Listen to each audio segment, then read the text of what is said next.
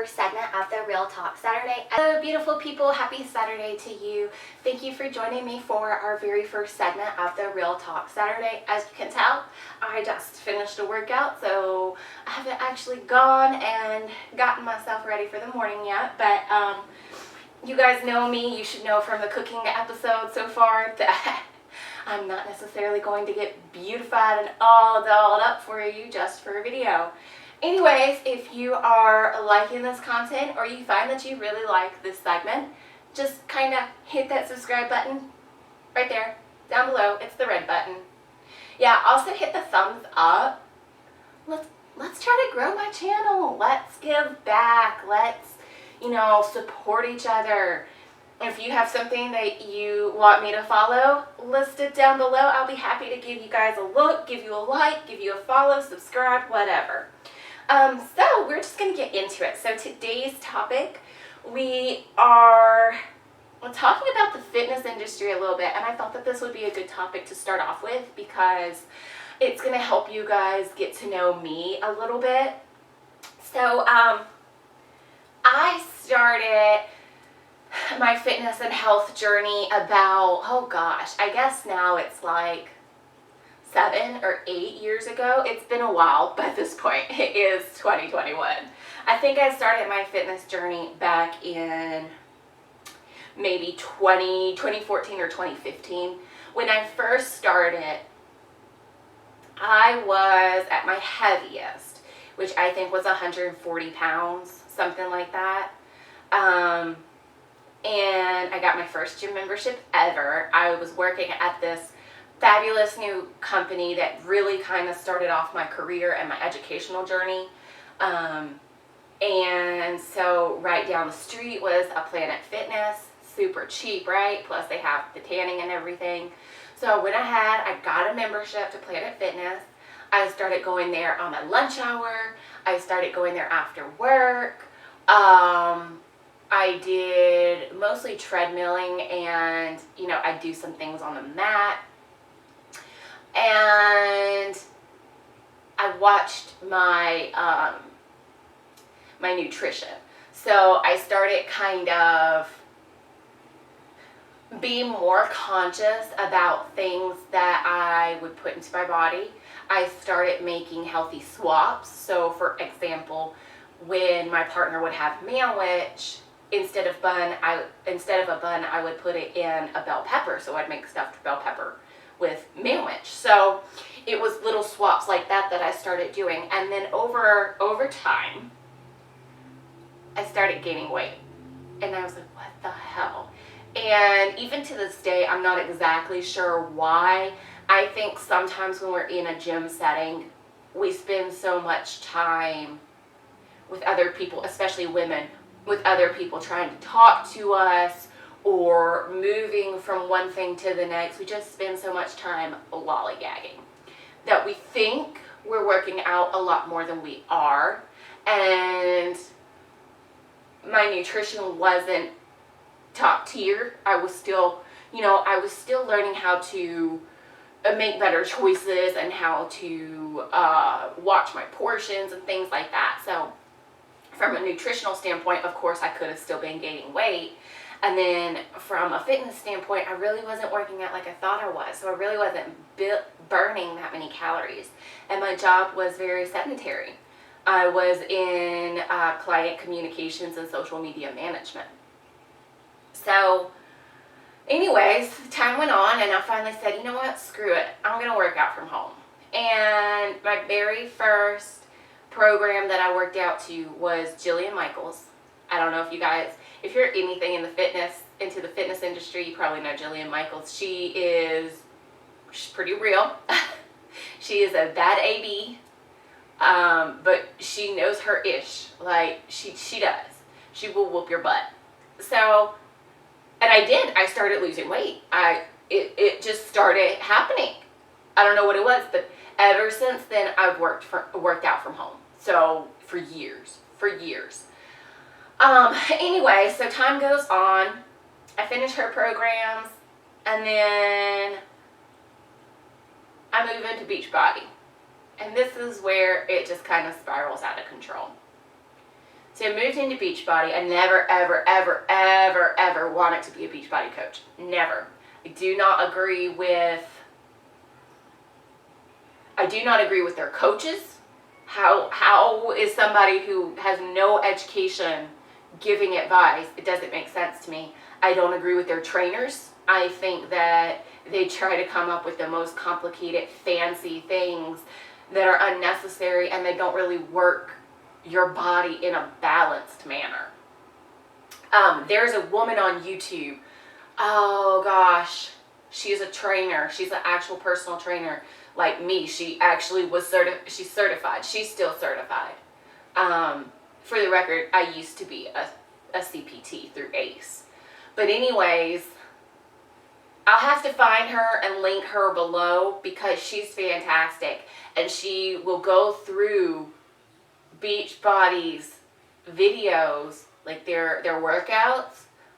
She'll pull out specific exercises and tell you why it's basically crap, and alternatives that you can do if you're trying to work what muscle group they say that they're trying to work, right? So she's fantastic. I'll need to find her, look through my watch history or something, and link her below because she's really awesome. But anyways, so I started out with Shaun T's T25, and it worked for me. Like, it was very fast paced. In terms of cardio, that's fine if you're trying to do cardio. I think that he was great for cardio purposes. And it's not even that their trainers aren't qualified. It's just that I think Beachbody as a whole is trying to be super fancy and stand out, and they just do all these super complicated moves. Are you scared, honey? I'm sorry, guys. I think my puppy is scared. I don't know if it's fixing to storm. I apologize. She just started acting real weird all of a sudden. Anyways, and then Beachbody tries to push their Shakeology shit a lot, which I think it's BS. Personally, it's like over $100, and I think it's BS. I think the nutritional value in it is BS, but whatever. I don't really use supplements like that. Anyway, so Shaun T's T25 worked for me, and then I got on the path of becoming a personal trainer because I loved fitness, and I thought at the time that I wanted to be a personal trainer, but it's not creating workout programs for the people that I enjoy so much. It's more the motivational aspect that I enjoy. I am an extremely positive and high energy individual, and I like to lift people up rather than like push them. And being a good personal trainer, I think, takes a bit of another level of assertiveness that I don't really want to have. Now, it's great. I mean, personal trainers are fantastic, and I think that they need that because I think people who are struggling, like to lose weight or get healthy, or gain weight and get healthy, whichever the case may be, I think that people who want to make a change don't always have other people in their life who are going to be real with them, and a personal trainer can be that for them. So anyways, throughout the journey of becoming a personal trainer, I opened a blog, I was doing social media for the brand, I created the brand Ladies Lattes and Lifting. We got financially not big, but viewers and followers, we got fairly large. I developed it from a blog into a e-commerce business. We had influencers. The blog itself originally had 3,000 to 5,000 unique visitors each month. So, it was growing. And I spiraled into the fitness world and the world of fitness influencers so far. I considered competing, and seeing all this stuff, seeing these fitness influencers who portray this ideal body type in the fitness world, how you can never be lean enough, you can never have enough muscle, you can never be sculpted enough, you can never work out hard enough or do all these crazy workouts. And I just dove further and further into that, looking at everybody's what I eat in a day videos, and I was like, well, I eat something so similar, but I don't look like you. You know, it just brewed so much confusion for me. And then it started to make me think, well, I just need to cut back more. I need to cut back more. I need to cut back more. For at least 2 years. So this is probably roughly 2017, 2018. I, on a regular basis, had one cheat meal a week, meaning something that was like processed, typically pizza. I, on a daily basis, average 600 to 800 calories. And that was while working out. I still worked the more so sedentary job. I was a little bit more active because I was controlling their social media. And when we had events, I was up, photos, whatever the case may be. So I was a little bit more active at my job, but mostly sedentary. And then I would work out for roughly an hour a day, fueled on 600 to 800 calories. So I did that for a couple of years, and then something in my body snapped. Body, mind, whatever. And I would go all day, 600 to 800 calories. I would come home from work and I would be so hungry. I would just binge. And when I say binge, I mean it was legitimately anything. It was not any specific kind of craving. It was not, oh my God, I can't wait to get home and indulge in this. It was not a thought in my head. But as soon as I walked through the door, I went to the fridge. It was leftovers. It was, whatever was in the cabinets.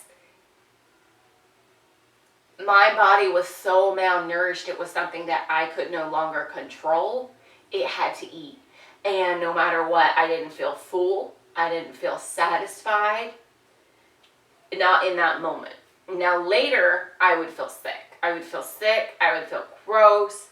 I would feel embarrassed. It was something that I hid.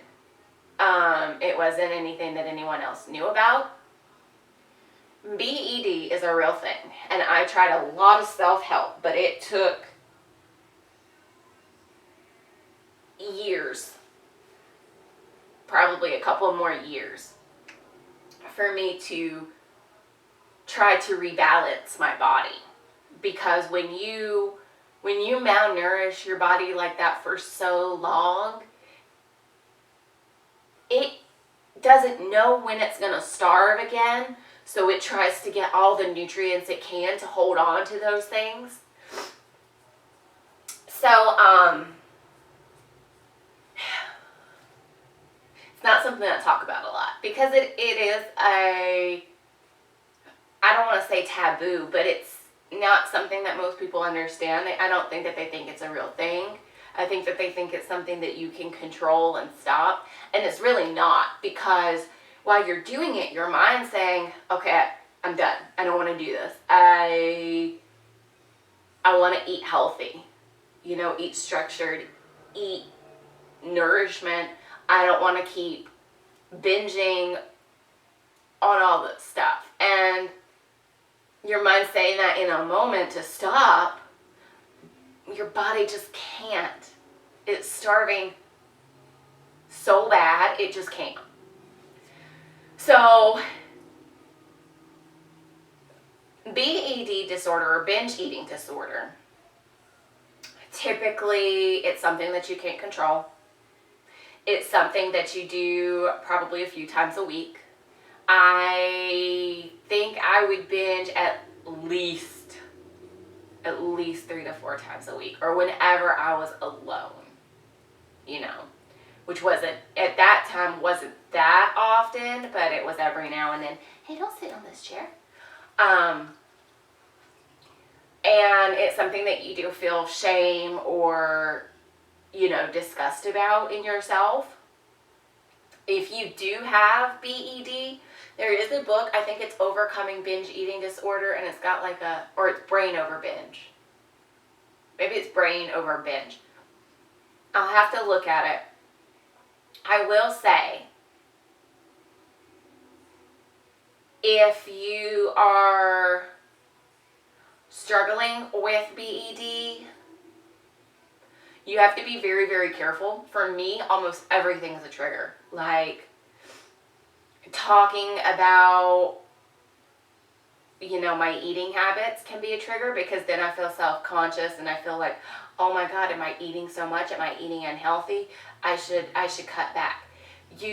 Binge eating disorder, if you have it, you cannot restrict, because that's what I tried doing, and it takes you down that path where you start restricting. You have to tell yourself, this is okay. I deserve this. But you also have to find that balance to where you're not, you're still eating nutrition. So a good tip to do that is, instead of like when you're eating vegetables or you're eating a balanced meal, instead of like, I have to have this tonight because it's good for me, instead of pizza. No, you get to have fresh vegetables, hearty brown rice, and lean protein, and then that's going to benefit your body. One thing that I like to tell myself is benefit your skin, because I'm big on my skin. And then later this weekend, I'm going to go out with my friends and have pizza, and that's something to look forward to. If you change your mind from, oh, I have to do this, of course you're going to dread it. You have to change it to, I get to do this. Not everybody gets to do this. I get the privilege of being able to do this, because it's true. Not everybody gets the privilege of going out and buying fresh food and being able to go home and cook it and eat it. Because for whatever reason in our country, canned food and junk food is so much cheaper than fresh produce and protein. Mind blown. But whatever. And you have to be careful. Something like this could be a trigger to some people. Something like just talking about it can be a trigger, depending on your level of BED. Of course, I always recommend a professionalist. I'm not in therapy. I never went to therapy for my binge eating disorder. I think I was just too ashamed to talk about it. But I am in therapy for just anxiety and other things.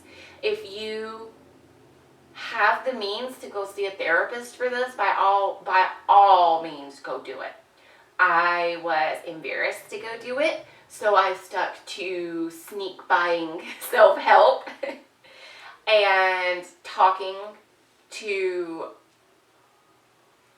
people privately, people who I didn't really know, within that kind of world, within the less dark side of the fitness world, the real people, the real nutritionists, the real personal trainers. So it's still, it's still something that I struggle with. I know a trigger for me is to keep certain foods in the house. I know that if I buy a pizza, it is not going to stay in my freezer for long. I know that. So I just don't buy them. Or I buy them very infrequently. I know if I bring something snack packed easy, whether that's Pop-Tarts, like Ritz crackers, something easy that I don't have to make, anything like that, I know that I'm a binge on. Even the weirdest thing, even for me, like protein bars, sorry guys, we got cut off, but yeah, anything, even Lynn and Larry's cookies. I just know not to keep that kind of stuff in the house, and that's something that you gotta figure out on your own.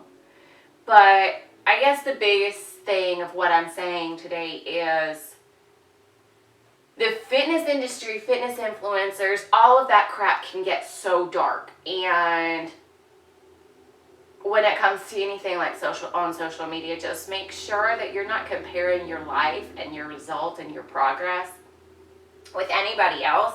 And beware of the trainers and nutritionists out there, because each body is so different. It's so different. No workout works the same. No nutrition plan works the same. I know that from personal experience. I know that from science. I mean, every body is different. The way that everybody operates is different. You have some diseases, allergies, or illnesses or whatever that I don't have, and vice versa. Like, just be aware, use common sense. And if you're constantly comparing yourself to other people, your progress will always fail. It will always fail, or it will lead you down an extremely unhealthy path, like it did for me. So now you will see me post on social media. If I don't engage, it's because I don't really engage on social media, period. I post what I need to post, and I'm done. I'm off. That's it. If you send me a message, I would gladly respond, but otherwise, yeah, don't, no, like, no. It's just not even worth my time to get, once again, tied up into that dark hole of feeling worthless, feeling like I'm not enough. I've had a lot of that in my life, and I don't need social media to be a culprit of that. So just be aware, be yourself. That's the biggest thing that I can say. Be yourself. There's not a lot of uniquality. Is that a word? Uniqueness. There's not a lot of individuality. There we go. There's not a lot of individuality now. And gosh, guys, that makes life so boring. I like eclectic. I like different. Be different. Also, be a subscriber. Subscribe so that you can join us every Saturday for Real Talk. Keeping it real. I should really have been a singer. Okay, guys, I'm gonna go make some breakfast.